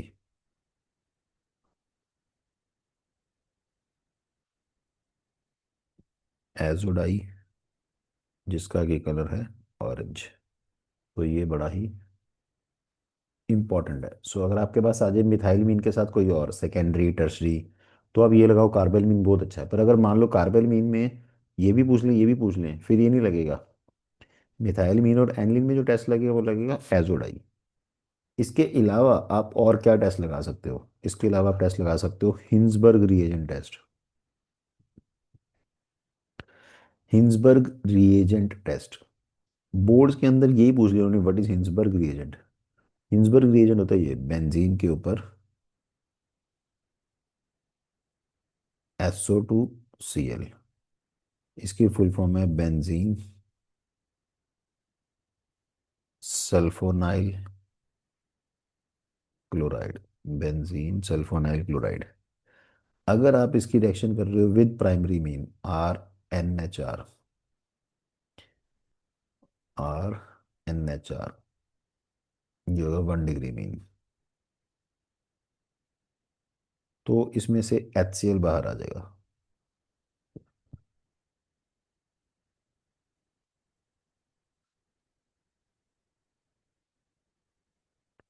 इसको बोलते हैं एन एल्काइल बेंजीन सल्फोनामाइड। अब ये जो बना, it is soluble in KOH, soluble in KOH। But अगर यही रिएक्शन आप करते हो सेकेंडरी के साथ, तो सेकेंडरी के अंदर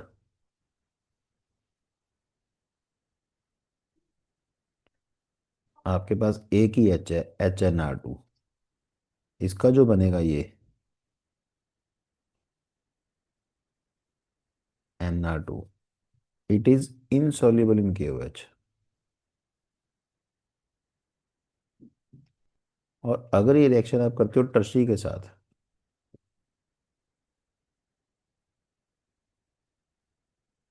Nr3, तो ये रिएक्शन ही नहीं करेगा। ठीक है।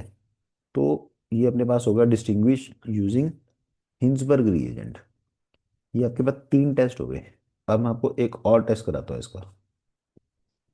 और इसका जो टेस्ट है वो है क्या बोलते हैं, nitrous acid test. Nitrous acid test. जो 1 डिग्री अमीन है, ये HONO के साथ 0 to 5 में डाइजोनियम सॉल्ट बनाता है पहले, पर वो अनस्टेबल है इसका, तो इसमें बेसिकली बनता है ROH प्लस नाइट्रोजन और वाटर। ठीक है। एक चीज और मैं आपको नॉलेज के लिए बता रहा हूँ, इसमें पहले बनता है diazonium salt RN triple bond NCl negative, but वो अनस्टेबल है। Aliphatic diazonium salts are unstable. तो ये फर्दर टूट के बना देता है ROH, उसके बाद एक ये देता है एल्कीन, और ये एक दे देता है RCl। ठीक है। ये नॉलेज के लिए बताया मैंने ऑब्जेक्टिव की, अदरवाइज आपको याद ही ऐसे ही रखना है। याद रखने का एक और तरीका भी बता देता हूँ, आप इसमें क्या करो, HONO ऐसे लिख लो, जो ROHN2 वाटर। ठीक है। अगर आपके पास है सेकेंडरी मीन R2NH, इसकी जब रिएक्शन होगी HONO के साथ, तो इसमें से फिर से वही वाटर बाहर निकलना है।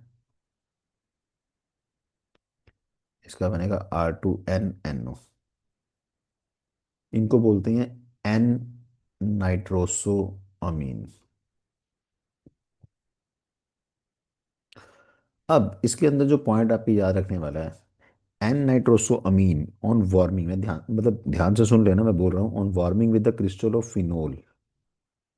N nitrosamine on warming with the crystal of phenol and few drops of concentrate sulfuric acid forms a green solution which on adding NaOH turns blue and finally red on dilution. This is called as Lieberman। Board में जिन बच्चों ने board के हिसाब से चलना है वो इनको इसको छोड़ देना, लिबरमैन नाइट्रोसो टेस्ट। जो टर्शरी मीन है 3 डिग्री अमीन, वो HONO के साथ, अब देखो उसमें वाटर तो निकल नहीं सकता, they form water soluble nitride R3N positive HONO negative. इसको बोलते हैं वाटर soluble नाइट्राइड। तो ये आपके पास हो गए सारे टेस्ट। अब इन टेस्ट के बेस पे आपको मैं NCERT का क्वेश्चन नंबर 2 बता रहा हूँ।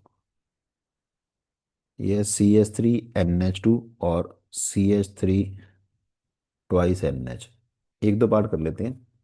इसमें आपको डिस्टिंग्विश करना है, तो मैं इसमें आपको ये बताता हूँ कि क्या क्या आप लगा सकते हो। देखो, ये है 1 डिग्री, ये है 2 डिग्री। तो सबसे पहला आप लगा सकते हो कि कार्बेलमीन टेस्ट। कार्बेलमीन 1 डिग्री वाला देगा, 2 डिग्री वाला नहीं देगा। दूसरा आप इसमें लगा सकते हो हिंजबर्ग रिएजेंट टेस्ट।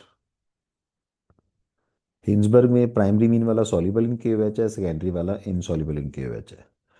थर्ड आपने अगर HONO लगाना है तो वो भी लगा सकते हो, जो अपन ने ऊपर किया नाइट्रस एसिड टेस्ट, तो ये दोनों लग जाएंगे इसके अंदर। सेकंड क्वेश्चन का सेकंड पार्ट उन्होंने डायरेक्ट लिखा हुआ है, एक सेकेंडरी मीन है एक टर्शरी मीन है। अब एक सेकेंडरी मीन और एक टर्शरी मीन है, तो भाई इसके अंदर अब कार्बन मीन तो लगेगा नहीं, ना ये देगा ना ये देगा। तो इसमें कौन सा टेस्ट लगेगा? या तो आप इसमें लगा सकते हो हिंसबर्ग टेस्ट, या आप इसमें आप लगा सकते हो HONO टेस्ट जो अपन ने ऊपर लगाया है। थर्ड पार्ट इसके अंदर है, ये देखो जो मैं पहले बोल दिया था वही पार्ट आ गया, इथाइलमीन एंड एनिलीन।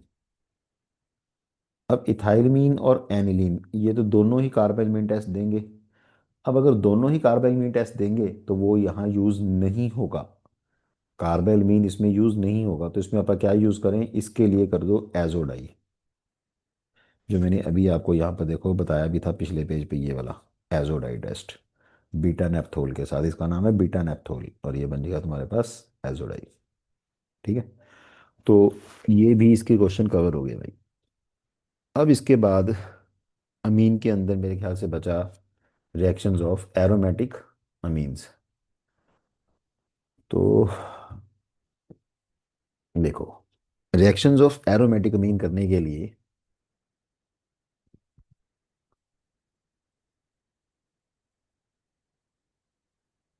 सबसे पहला पॉइंट ये है कि भाई एरोमेटिक अमीन है या कोई भी है, बेंजीन या उसके जो कंपाउंड्स हैं, they undergo electrophilic substitution reaction. तो इसके अंदर आपको याद होगा 5 रिएक्शन होती थी, halogenation, Friedel Crafts alkylation, Friedel Crafts acylation, nitration और सल्फोनेशन, ये 5 होती थी। तो बस वही करनी है यहाँ पर। उसको करने के लिए सबसे पहला पॉइंट ये है कि बेंजीन के ऊपर जब आपने लगाया NH2, तो इसका जो लोन पेयर है इसकी वजह से ये इसको इलेक्ट्रॉन देगा यहाँ पर। सॉरी, बॉन्ड बना के दिखा दूँ फिर आपको और समझ आ जाएगा। यहाँ, यहाँ और यहाँ, तो इसका मतलब रेजोनेंस से यहाँ भी इलेक्ट्रॉन आएगा और यहाँ भी आएगा। तो इसकी जो पोजीशन एक्टिवेट हो रही है, position activated is ortho and para. So incoming electrophile, electrophile कौन है? ग्रीक बंदा, electrophile attack eight O and P। ठीक है, तो अब इसके अंदर फर्स्ट रिएक्शन है हेलोजिनेशन। हेलोजिनेशन में बेसिकली जो रिएक्शन है उसका नाम है ब्रोमिनेशन। सो ब्रोमीन अगर आप इसके अंदर डालते हो एक्वस, तो ये बहुत ही ज़्यादा एक्टिवेट हो जाता है और ब्रोमीन आगे 3 3 जगह पे लग जाता है भाई। मतलब तुम्हारे पास इसमें क्या बनता है? 2 4 6 ट्राई ब्रोमोफिनोल +3 HBr, बैलेंस कर दो अगर। तो ये रिएक्शन वेरी वेरी इंपॉर्टेंट है भैया, सीधी सीधी कंप्लीट द रिएक्शन में आ जाएगी। ठीक है, जिन्होंने थोड़ा सा ऑब्जेक्टिव वाले टाइप में भी जाना है तो उनके लिए एक पॉइंट और बता रहा हूँ कि अगर आपको ट्राई सब्स्टिट्यूशन नहीं चाहिए, अगर आपको ट्राई सब्स्टिट्यूशन नहीं चाहिए तो आपको क्या करना पड़ेगा? इस एनिलीन की रिएक्टिविटी को थोड़ा सा कम करना पड़ेगा। वो कैसे होगा? अगर आप इसकी कर दोगे एसाइलेशन CH3CO2। एसाइलेशन करोगे आप इसकी अगर in presence of H positive, तो इसका बन जाएगा बेंजीन के ऊपर NHCO CH3। तो जो ये सारे इलेक्ट्रॉन यहाँ दे रहा था, अब ये भी इसके कुछ इलेक्ट्रॉन खींचेगा बाय रेजोनेंस।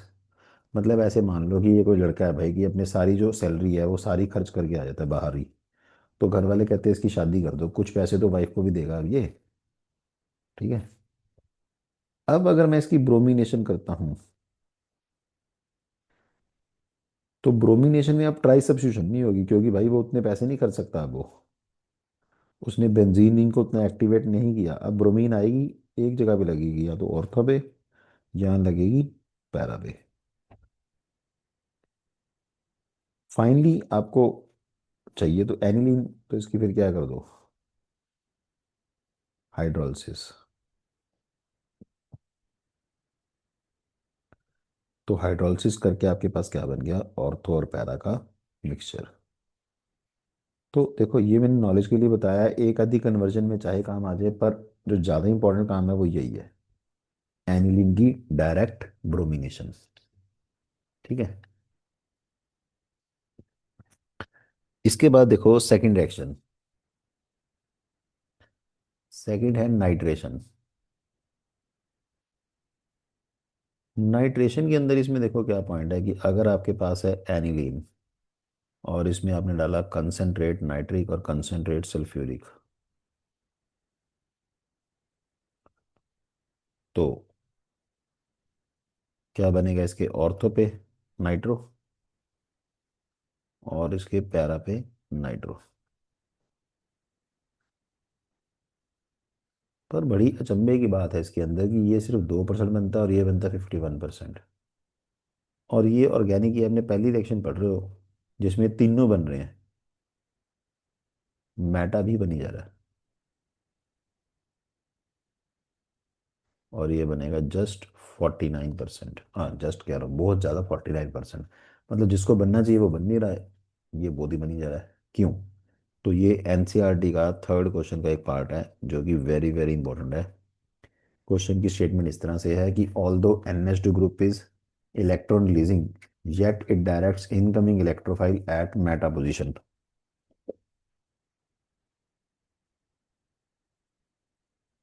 तो नाइट्रेशन के दौरान ये मेटा पे क्यों लेके जाता है, उसका रीजन ये है कि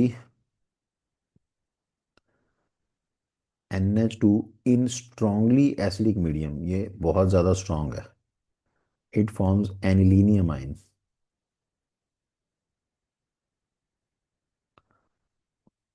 एनिलीनियम आयन,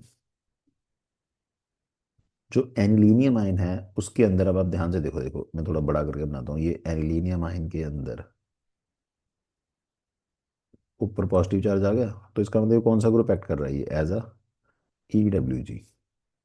अब अगर ये EWG है तो आने वाले को कहाँ पर लगाएगा, मेटा पे। सो हमें मेटा प्रोडक्ट क्यों मिल रहा है, क्योंकि एनिलीन का कुछ portion undergo formation of salt with H positive ion. So salt क्या बन रहा है आपके पास, एनिलीनियम आयन। एनिलीनियम आयन के अंदर ये विड्रॉइंग ग्रुप है, जिस वजह से इसका प्रोडक्ट क्या बन रहा है, मेटा।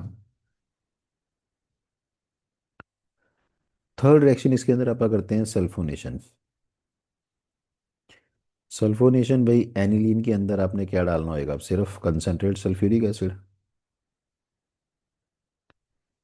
कंसनट्रेट सल्फ्यूरिक एसिड डालने पे बनता है इसका भी एक बार सॉल्ट ही है, बट वो सॉल्ट रीअरेंज होके ये बना देता है पैरा अमीनो सल्फोनिक एसिड। और इसी का कॉमन नेम है सल्फानिलिक एसिड, सल्फानिलिक एसिड। और इसके अंदर एक बड़ा इंपॉर्टेंट पॉइंट है सल्फानिलिक के अंदर कि ये जो सल्फानिलिक एसिड है इट एग्जिस्ट एज, मेडिकल वाले बच्चों ने तो बहुत ज़्यादा सुना होगा, it exist as zwitter ion. Charge separation जो होगी इसको बोलते हैं zwitter ion. Zwitter ion behave करता है एज एन आयनिक कंपाउंड, जिसकी वजह से इसका जो मेल्टिंग पॉइंट भी ज़्यादा है, बॉइलिंग पॉइंट भी ज़्यादा है, और इसकी सॉल्युबिलिटी भी ज़्यादा है। फोर्थ है इसके अंदर फ्रीडल क्राफ्ट एल्काइलेशन। अब ये तीन रिएक्शनें होती हैं, ये बड़ी इंपॉर्टेंट है, ये चौथी होती ही नहीं, नहीं होती तो उससे भी इंपॉर्टेंट है ये, कि वाई, अब क्वेश्चन लिख नहीं रहा मैं word, why aniline do not undergo Friedel Crafts alkylation. तो एनिलीन की फ्रीडल क्राफ्ट एल्काइलेशन क्यों नहीं होती, एनिलीन के अंदर ये आपके पास है लोन पेयर। फ्रीडल क्राफ्ट करने के लिए आपको क्या डालना पड़ेगा, CH3Cl in presence of anhydrous AlCl3। तो इसमें पॉइंट ये है कि जो AlCl3 है, ये जाके इसके साथ कोऑर्डिनेट हो जाएगा। जब इसके साथ कोऑर्डिनेट हो जाएगा तो ये सॉल्ट बना देगा, और ये बेंजीन रिंग को क्या कर देगा, डीएक्टिवेट। तो दोबारा से सुनो, एनिलीन में ये एक तरह से बेस है, ये आपके पास क्या हो गया, लुईस एसिड। तो बेस एसिड के साथ मिलके बनाता है सॉल्ट, और ये सॉल्ट बेंजीन रिंग को क्या कर देता है, डीएक्टिवेट, जिस वजह से इसकी फ्रीडल क्राफ्ट एल्काइलेशन रिएक्शन नहीं होती। ठीक है। तो यहाँ तक जो मैंने आपको पढ़ाया है, इससे आपकी अमीन चैप्टर की, सिर्फ अमीन की, वह तो मेनली चैप्टर अमीन ही है, सारी थ्योरी समझो खत्म होगी। अब मैं आपको 10 मिनट लगा के, ज़्यादा नहीं है, 10 मिनट में ही डाइजोनियम सॉल्ट करा देता हूँ।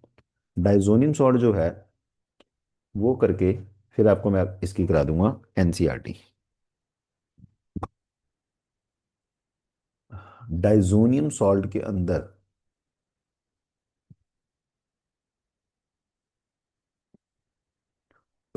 जो सबसे पहला और सबसे इंपॉर्टेंट क्वेश्चन है वो ये है कि एरोमेटिक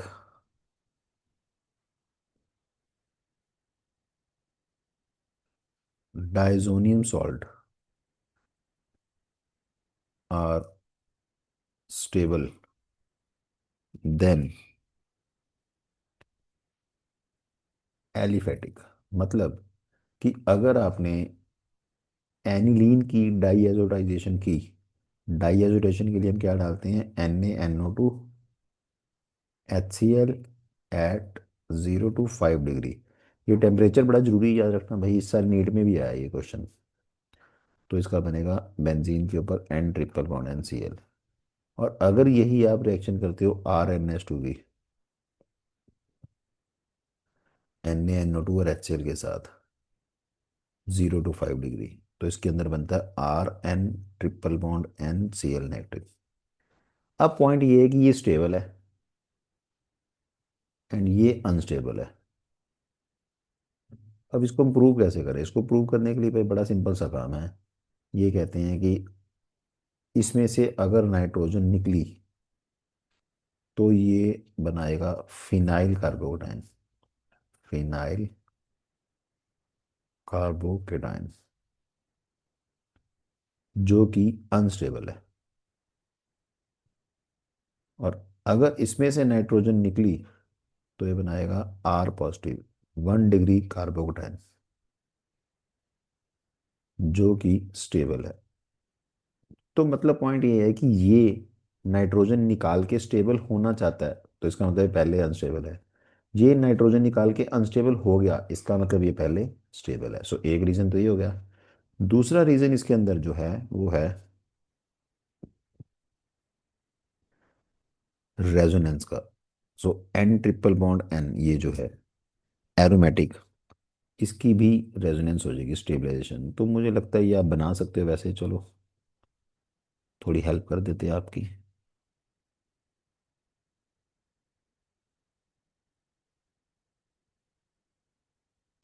देखो भाई, जो डाउट्स हैं वो मुझे आप साथ साथ भेजो, इसको पढ़ो, तभी कुछ फ़ायदा होगा।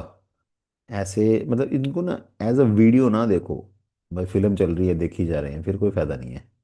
अगर आप इसको ध्यान से समझ के करोगे फिर ही कुछ आएगा, नहीं तो बस फिर फिल्म ही है आपके लिए। क्योंकि मैं देखता हूँ बहुत सारे बच्चे अभी भी इस टाइम +2 के अंदर, मतलब कोई फार्मूला पूछ लो, कुछ पूछ लो, पढ़ ही नहीं रहे बच्चे। चिंता नहीं है तुम लोगों को ना ज़्यादा। लो, तो ये हो गया इसका सेकंड रीज़न। तो डाइजोनियम सॉल्ट के अंदर जो आने लायक क्वेश्चन है वो तो यही था एक, इसके मतलब प्रेपरेशन के अंदर। इसके बाद इसके अंदर ना एक पॉइंट है इसकी प्रॉपर्टीज में। इसकी प्रॉपर्टीज वैसे अगर आपको याद हो, मैंने हेलो एल्केन चैप्टर के वीडियो के अंदर इसका फुल चार्ट बनाया हुआ है, फुल। उसमें मैंने आपको एक रिएक्शन जो बताई थी, मैं इस चैप्टर में जो यूज़ करनी है वो मैं फिर से बता देता हूँ चलो आपको। जो जो रिएक्शन मुझे यूज़ करनी है वो क्या क्या है। एक तो आपको इसमें आनी चाहिए थी सैंड मेयर, जो मैंने वहाँ करवाई थी। अभी मैं दोबारा नहीं लिख रहा बेटा, सारी हैं। गेटरमैन, फिर हमें वीडियो बहुत लंबा हो जाता है। एक है बाल शीमैन, मतलब ये था CuCl डालने का काम। सॉरी, CuCl और HCl, ये बनेगा क्लोरोबेंजीन। इसमें था कॉपर पाउडर और HCl, ये बनेगा क्लोरोबेंजीन, ये ब्रोमोबेंजीन। एक थी बाल शीमेन। बाल शीमेन में हम क्या डालते थे, HbF4 और हीट करते थे, बनता था फ्लोरोबेंजीन। फिर इसके अंदर एक थी Ki डालने वाली, Ki बॉम्ब, इसके अंदर बनता था आइडोबेंजीन। फिर एक थी H3PO2 डाल के कॉपर पॉजिटिव की प्रेजेंस में, इसको बोलते थे डीएमिनेशन, इसमें बनता था सिंपल बेंजीन। फिर CH3CH2OH डाल दो, अगर ये सारा कुछ किस में डालना है भाई, बेंजीन डायजोनियम क्लोराइड में। तो इसके अंदर भी जो आंसर था वो था बेंजीन। ठीक है।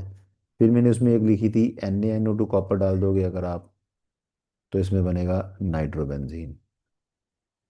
फिर मैं लिखी थी एक CuCN KCN, में सारी लिख दी मैंने दोबारा, ऐसे लिखा था के चक्कर में, साइनाइड बन जाएगा। ठीक है। और अगर आप इसमें पानी डाल दोगे, सिर्फ पानी डाल दोगे, डाइजोनियम में टेम्परेचर को 5 डिग्री से ज़्यादा कर दोगे, तो इसमें फिनोल भी बन जाएगा। वैसे तो इतने में मैं चार्ट ही दोबारा बना देता है ना, सारी रिएक्शन लिख दी मैंने। चलो, तो अब इसके अंदर भाई और डाइजोनियम में कुछ भी नहीं है, कपलिंग रिएक्शन भी लिखी थी, वो भी मैं भूल गया बोलना, कपलिंग भी लिखी थी। अब चलो, कपलिंग नहीं लिख रहा दोबारा। अब मैं आपको एनसीईआरटी के सारे तो नहीं कराऊंगा, क्योंकि अगर आपने एनसीईआरटी करनी है तो मैं उसका डिस्क्रिप्शन में लिंक डाल दूंगा, मेरे चैनल पे ही वीडियो मिल जाएगा आपको सारा। आपको मैं एक दो क्वेश्चन मेन मेन से जो बताता हूँ एनसीईआरटी के, जो जिस टाइप के आए हुए हैं क्वेश्चन। जैसे एक ये क्वेश्चन है, C6H5CONH2, ये इस टाइप का क्वेश्चन आ जाता है कि इसके अंदर आपने डाला ब्रोमीन KOH, बना A। उसके अंदर आपने डाला NaNO2HCl, 0 to 5 डिग्री पे बना B। और उसके बीच में आपने डाला Ki और कर दिया वार्म, बना C। तो अब ये जो पहली रिएक्शन है, ये है हॉफमैन ब्रोमेमाइड। हॉफमैन करके मैंने कहा था C और अब कर देना, क्या बनेगा, बेंजीन के ऊपर NH2। NaNO डालोगे तो इसकी क्या हो जाएगी, diazotization, N triple bond NCl negative. और अभी अभी मैंने Ki बॉम्ब डाल के करके दिखाई है, क्या बनेगी, आयोडीन। तो इसका फाइनल आंसर आएगा आयोडीन। तो ये क्वेश्चन आपको 1.5 नंबर दिलाएगा, आधे आधे नंबर के सारे पार्ट हैं। ठीक है। फिर इसके अंदर एक पार्ट और करा दो ऐसा ही, ये जो पार्ट मैंने अभी कराया था ये फाइनल में आया हुआ है 2016 में। C6H5N2BF41 नेगेटिव, इसमें आपने डाला NaNO2 कॉपर। जो आप इसमें NaNO2 कॉपर डालोगे बना A, इसमें आयरन HCl B, इसमें CH3COCl in presence of pyridine C। तो पॉइंट है कि इसमें क्या बनेगा, NaNO2 डालोगे तो अभी अभी मैंने कराया आपको, क्या बनेगा, नाइट्रो। रिडक्शन हो जाएगी आयरन HCl के साथ, ये आज ही पहला मेथड था अमीन। CH3COCl के साथ ये क्या कर देगा, एसाइलेशन, NHCOCH3। ठीक है। और इसमें मैं आपको एक क्वेश्चन और कराता हूँ प्रीवियस ईयर का, बस फिर अपन ब्रेक लेंगे इस चैप्टर की। देखो, एनसीईआरटी मैं फिर बोल रहा हूँ दोबारा से, अगर आपको सारा कुछ भी पढ़ना है एनसीईआरटी का, वो वीडियो मेरे चैप्टर पे आपको मिल जाएगा चैनल पे। अदरवाइज मैंने इसमें थ्योरी सारी कवर कर दी है।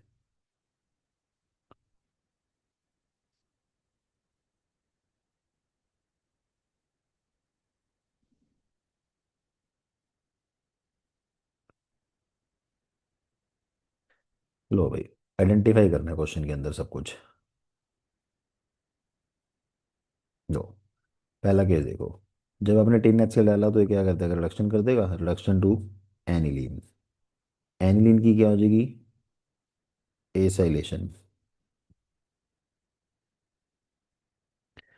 ठीक है। अब उसके बाद एसाइलेशन के बाद ये डाला नाइट्रिक एसिड। तो नाइट्रिक एसिड डालने पर क्या होगा, वो एक जगह पे आके लग जाएगा, NHCOCH3, चाहे ऑर्थो पे चाहे पैरा पे। फिर हाइड्रोलिसिस, हाइड्रोलिसिस का काम सिर्फ इतना सा होता है कि जो अपना प्रोटेक्शन की थी, जो अपन ने लगाया था एसाइलेशन, उसको हटाना। ये जो नीचे रिएक्शन है एनिलीन में, इसमें डालना है कंसनट्रेट सल्फ्यूरिक एसिड।